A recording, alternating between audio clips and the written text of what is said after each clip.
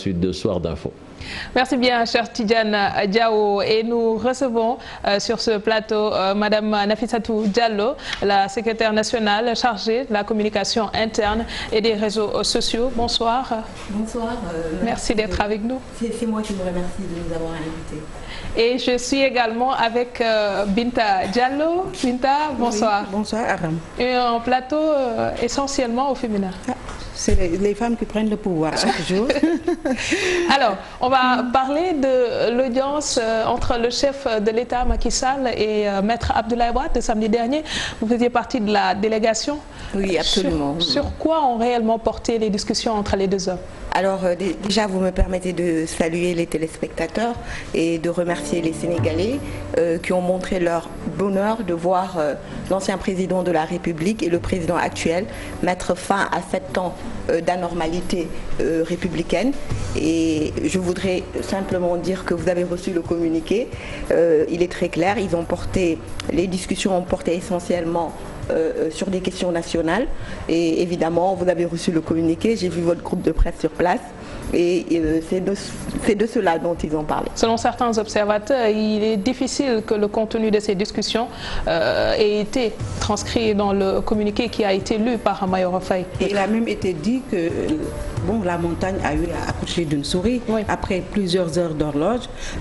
Plusieurs tours d'horloge, on nous parle de processus électoral, on nous parle de pétrole, de sécurité africaine.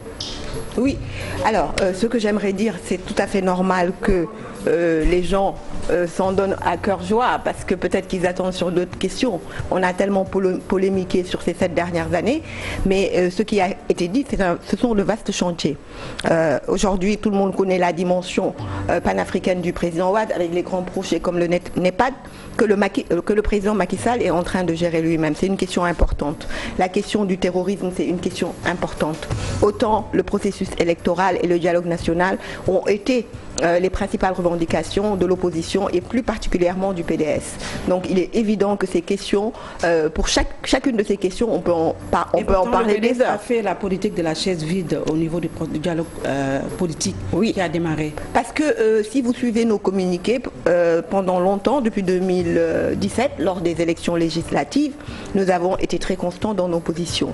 Nous avons dit que nous ne participerons plus à une élection qui serait organisée par un homme politique de l'APR.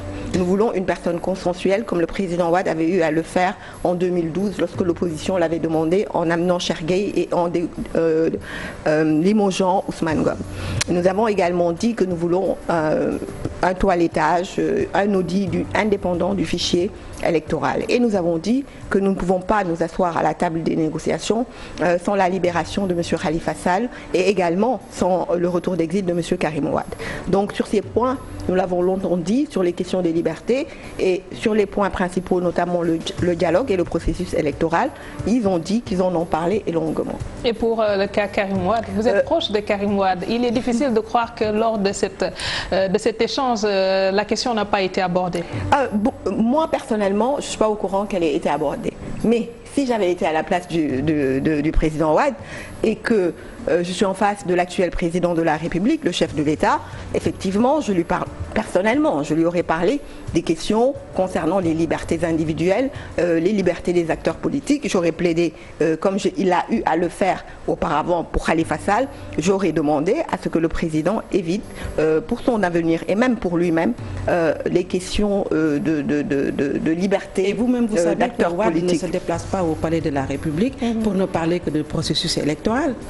Vous savez, peut-être qu'on est en train de nous cacher autre chose, qu'un autre deal du palais se prépare. Si vous appelez deal aujourd'hui, moi ce que je dis que j'aurais fait, voilà, on peut l'appeler comme on veut.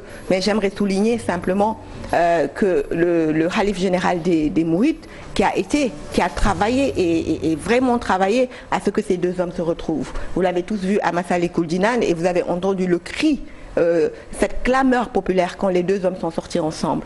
Vous avez tous vu au niveau des télévisions ces acteurs politiques de l'opposition, de tous bords confondus, qui dénonçaient le fait que le président Abdoulaye Wade et le président Macky Sall, depuis 7 ans, ne s'adressaient pas la parole, que la situation était difficile. Moi-même, sur plusieurs plateaux, partout, sur les réseaux sociaux, je n'ai eu cesse de dire que ce que je reproche principalement à Macky Sall, au-delà de tout, c'est de ne pas profiter d'un cerveau comme aussi puissant que celui du président Abdoulaye Wade, et que le Sénégal ne profite pas d'Abdoulaye Wade en ce moment et de ses connaissances, ni l'Afrique d'ailleurs.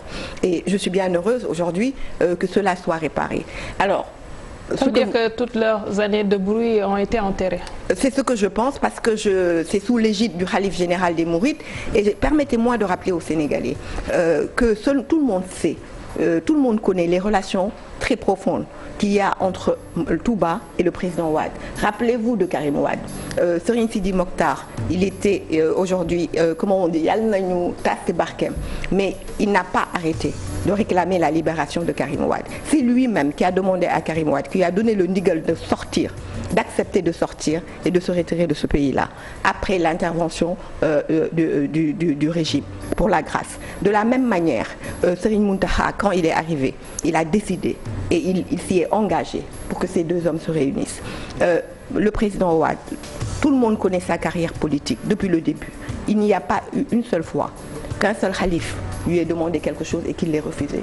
Et donc, sous l'égide de ce grand homme-là, nous ne pouvons qu'applaudir. Quels sont les engagements qui ont été pris par le président Macky Sall pour que le PDS accepte de retourner à la table des négociations pour le dialogue politique? Et je voudrais juste préciser avant cela qu'à l'époque, rappelez-vous, quand Karim a été déporté, comme on le dit, un acteur politique avait dit ici que c'est un deal international. Et on ne sait pas s'il a été déporté ou pas.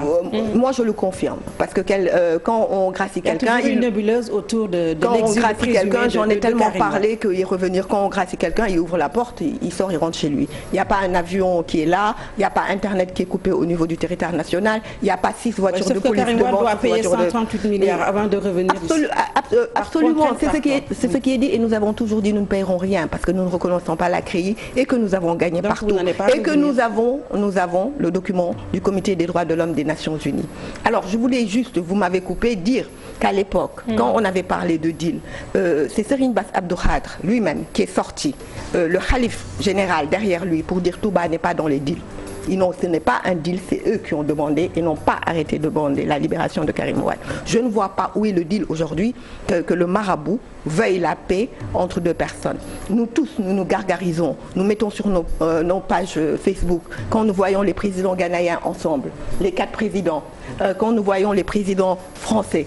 Tout le monde connaît les relations entre Sarkozy et Macron. Elles sont exécrables. N'empêche, on les voit ensemble. Nous connaissons les relations entre les anciens présidents Bush. Et pourtant, vous n'avez pas pardonné à Omar Sarr, le coordonnateur ou l'ex-coordonnateur du PDS, de s'être rendu au palais pour le dialogue national. Et maintenant, vous vous êtes réconcilié avec Macky Sall. Personne n'a compris. Est-ce que maintenant que le président Wade a excusé ou s'est réconcilié avec Macky Sall, qu'il est prêt à se réconcilier avec les autres membres du PDS? Avant de répondre à votre question, je voulais dire simplement que ce n'était pas une question de PDS. Vous m'avez dit, parler de PDS. Si vous voyez la délégation du président Wade, c'est son cabinet qui y est allé. Donc, ce n'est pas une question aujourd'hui de PDS. Et la une délégation où on ne voit pas les ténors du parti. Justement, parce que ce n'est pas une question de parti. Parce que les ténors ont été exclus. Non, justement, parce que c'est un choix délibéré qui a été fait pour montrer que ce n'est pas aujourd'hui une alliance entre le PDS et l'APR. Du côté de l'APR, c'est la même chose. C'était un ancien président. Et une déclaration commune qui a été lue par Mayoro Faye signifie que c'était une rencontre entre 2 chefs de parti. Non, je regrette. Mayoro Faye est aujourd'hui en charge de la communication. Qui voulez-vous qu'il lise le communiqué? Vous voulez que ce soit le président Wade qui vienne lire le communiqué? Il faut bien que quelqu'un le fasse. Un communiqué qui reflète 3 tours d'horloge ou un peu plus. C'est le cabinet du président. Ça aurait pu se faire au téléphone pour le processus électoral ou les points qui ont été signés. Pourquoi se faire au téléphone? Vous n'êtes pas content, vous n'avez pas été heureuse. Parce qu'on l'a trouvé aussi trop réducteur. Vous n'avez pas de parler du processus pas été heureuse. Quand vous avez vu le Macky Sall inviter le président Wade au palais, vous n'avez pas été heureuse en tant que Sénégalaise? Tout le monde l'a salué. Mes sentiments ne comptent pas. Mais vous êtes une citoyenne sénégalaise avant d'être journaliste. Et pour répondre à votre question concernant Omar Sarr, alors vous êtes à la TFM.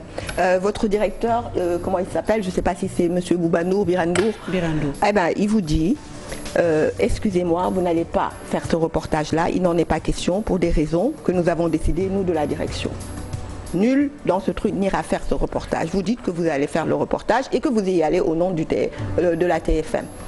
Est-ce qu'aujourd'hui vous pensez que vous garderez votre place? Eh bien non, parce que nous avons des articles qui sont clairs. L'article 2... On aurait pu me donner un avertissement, mais renvoyer quelqu'un qui a fait... Est-ce que vous savez si c'est la première fois? Est-ce que vous savez combien de fois il a été question de changer Omar Sarr et que ça ne s'est pas fait? En tout cas, il a eu raison de vous. Il n'a pas eu raison de nous, parce que dans la mesure où il n'est pas allé, pour régler les problèmes. Abdoulaye Wade ne lui a pas demandé, nous ne sommes pas allés à la table des négociations. Ce n'est pas le PDS, encore une fois, c'est un ancien président de la République qui a été voir un actuel président de la République. La normalité républicaine qui se passe dans tous les pays démocratiques civilisés. Et cela, tout le monde doit le saluer. Ce n'est pas le PDS. Nous n'allons pas en alliance, nous n'allons pas, en tout cas, ce n'est pas à l'ordre du jour.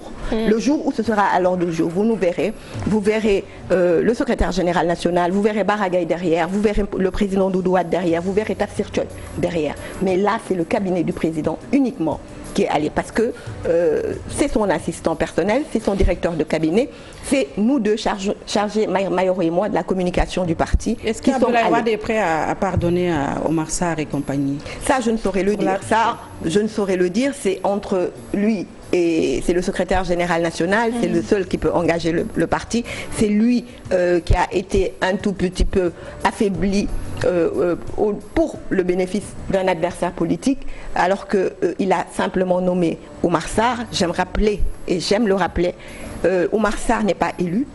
Un secrétaire général national adjoint dans notre parti, il n'est pas élu. Il est nommé par le secrétaire général national pour qu'il lui délègue certaines tâches. Donc il ne peut pas prendre de lui-même des décisions sans le consentement et sans l'avis du président Wade. Et je le souligne, je le répète pour les téléspectateurs, c'était une rencontre, non pas PDS-APR, non pas PDS-Benno Bokk Yakaar, c'est un président qui rencontre un ancien président. Et j'aurais aimé voir sur la photo d'ailleurs le président Abdou Diouf. Ça nous permettra, ce sera le plus grand travail de la diplomatie sénégalaise. Elle n'aura plus besoin de travailler. Quand on verra une image pareille, les investisseurs, je crois... De toute façon, Abdou Diouf n'a jamais parlé de cette relation crispée entre Abdoulaye Wade. Il est temps que nous ayons cette image que nous voyons au Ghana, que nous voyons dans les grandes démocraties. Ce n'est que tout bénéfice pour la diplomatie sénégalaise, pour notre image. Parce que quand même, la démocratie sénégalaise mérite d'être saluée. Cette belle image, vraiment, aujourd'hui, tout Sénégalais est content, parce que tout le monde s'est plaint de la situation, que Macky Sall puisse parler à Abdou Diouf mais ne puisse pas parler à Abdoulaye Wade. Et je voudrais rappeler, ici sur ce plateau, que le président Wade a connu 22 emprisonnements durant ses 26 ans d'opposition. Permettez-moi de terminer. Permettez-moi de terminer parce qu'il faut rappeler l'histoire. C'est une histoire que tout le monde connaît. Laissez-moi finir. C'est une histoire que tout le monde connaît de toute façon. J'aimerais que vous en arriviez au discours qu'a tenu le président Abdoulaye Wade par rapport à la gestion des ressources naturelles du pays. Et on vous a entendu dans vos différentes déclarations avoir des positions assez virulentes. Aujourd'hui, on ne peut pas comprendre que le chef de l'État, l'ancien chef d'État qui a soulevé le dossier ArcelorMittal, qui a soulevé le dossier Petrotim, puisse aujourd'hui tenir un discours assez dulier, et beaucoup se demandent pourquoi il a eu à tenir ce type de discours-là, alors qu'on l'a entendu dans un passé récent dire que le chef de l'État, Macky Sall, a torpillé les ressources naturelles du pays. Alors j'en viens, je vais continuer mon histoire, donc c'est 22 emprisonnement, 12 arrestations. Je viendrai, s'il vous plaît, je répondrai à votre question, mais permettez-moi en tant qu'invité de terminer parce que c'est le peuple sénégalais qui nous regarde. Vous refusez de répondre à la question? Oh non, mais je n'ai peur de personne et de rien.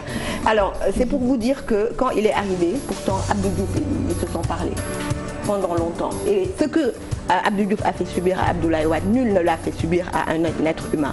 Donc c'est pour dire que ces relations-là, elles sont strictement des relations républicaines. Pour venir à votre question, nous avons lu le communiqué. Ils ont discuté de quoi? Le communiqué, il est très clair. Ils ont parlé de la gestion des ressources. Veiller à faire des efforts pour la maîtrise de la gestion. Absolument. Maintenant, si on ne comprend pas français, c'est pas ma paye à faire des efforts. Le français ou pas. Faire des efforts. Faire des efforts ne veut pas dire que la gestion est calamiteuse ou qu'elle est... Vous vouliez certainement qu'ils viennent dire à Macky Sall lors d'un communiqué, oh, vous êtes tienne un discours de vérité, c'est tout ce que le discours de vérité. Je crois qu'il l'a tenu et ça a été clair parce qu'il aurait pu faire comme beaucoup de gens, un communiqué fleuve et ne pas dire de quoi ils ont parlé. Ils ont parlé de généralité, mais ils ont eu la sincérité. Mais ce que les gens n'ont pas compris, c'est que Wade est venu dans un contexte. Vous m'invitez, vous me coupez, vous me posez des questions. Il y a déjà le dialogue politique. Vous me coupez à chaque fois. Il y a l'affaire du pétrole. Vous êtes une habituée des plateaux, donc vous me coupez à chaque fois. Donc je vous dis, il aurait pu vous faire un communiqué fleuve. Ils ont échangé, un père, un fils qui se retrouvent. Ils ne l'ont pas fait. Ils ont eu l'honnêteté de vous dire les points saillants qui sont dans l'esprit des Sénégalais. Et ils l'ont dit d'une manière des recommandations fortes pour que des efforts soient faits dans la gestion du pétrole. Que voulez-vous? Qu'ils disent Macky Sall. Non mais il y a des choses, ça tombe même pas. Ils nous ont pas dit toute l'histoire. Et qu'est-ce que vous pensez qu'ils se sont dit? Ils ont juste dit ce que eux ils voulaient que nous entendons. Qu'est-ce que vous y étiez? Un communiqué maquillé? C'est l'impression que l'on a. Si dans ce cas c'est ce que vous considérez, je vous dirais de mettre. Non, vous y étiez. Donc nous, ce que nous voulons, c'est juste que vous dites ce qui a je vous dis, vous me croyez pas. Maintenant, vous êtes libre de croire ce que vous voulez, mais je pense que c'est les questions les plus importantes. Parce qu'on sait que tout ce qui intéresse Abdoulaye Wade, c'est son fils. Il ne peut pas se rendre au palais et ne pas parler de Karim Wade, de l'avenir politique de Karim Wade. Moi, je vous ai répondu précédemment, vous n'avez pas écouté. Moi, j'aurais été à la place de Abdoulaye Wade. Effectivement, j'aurais parlé mais c'est normal, c'est tout à fait normal de Karim Wade. J'aurais parlé et il l'a fait dans des communiqués de Khalifa Sall. Je lui aurais dit, n'arrêtez pas Sonko, par exemple, si j'avais été moi à la place du président Wade. Je ne sais pas ce qu'il lui a dit. Mais ce que je voudrais dire, cette phrase que seul son fils l'intéresse. Quand Abdoulaye Wade s'est battu 26 ans, où était Karim? Est-ce que c'était son fils qui l'intéresse? Ah bon, vous voulez qu'il se batte pour qui? Pour un autre leader politique? Oui, Karim Wade, lui, ne se bat pas. Karim Wade, on n'a jamais entendu Karim Wade. Vous ne l'avez pas entendu. Nous l'entendons. Et il se bat, il s'est débrouillé. Il a géré sa campagne lui-même de parrainage et il a eu 900 000 parrains. Et c'est Karim de bout en bout. Il a géré à partir du Qatar. C'est dommage que vous soyez. On a tout fait pour lui sur un plateau d'argent. On veut lui servir aussi le pouvoir sur un plateau d'argent. C'est dommage pour vous qu'à cette ère, que vous ne compreniez pas l'importance du numérique et qu'aujourd'hui des contrats de milliards se payent entre des fonds. C'est un combat qu'il doit lui-même mener. Son combat est déjà fait. Tout ce qu'il devait faire sur le plan politique. Merci beaucoup, Nafi. Merci beaucoup, Nafi. Alors, la secrétaire nationale chargée de la communication interne. Mais nous qui travaillons avec lui, nous savons ce qu'il donne. Il faut qu'il se batte. Il est temps qu'il se batte. S'il vous plaît, Binta. Binta, c'est votre opinion. Merci beaucoup. Vous n'avez pas le droit d'avoir. Vous n'avez pas le droit d'avoir. Ayez la courtoisie. C'est ce qu'on pense les Sénégalais. La courtoisie du respect. J'étais très courtoise. S'il vous plaît, je vous respecte, mesdames. S'il vous plaît. Direction Touba. Je suis vraiment désolée parce qu'elle ne va plus tout s'entendre. On va retrouver à Nata Mbaye pour le 21. La partie qui est consacrée au Grand Magal de Touba. On va retrouver, s'il vous plaît. Nata Mbaye, bonsoir.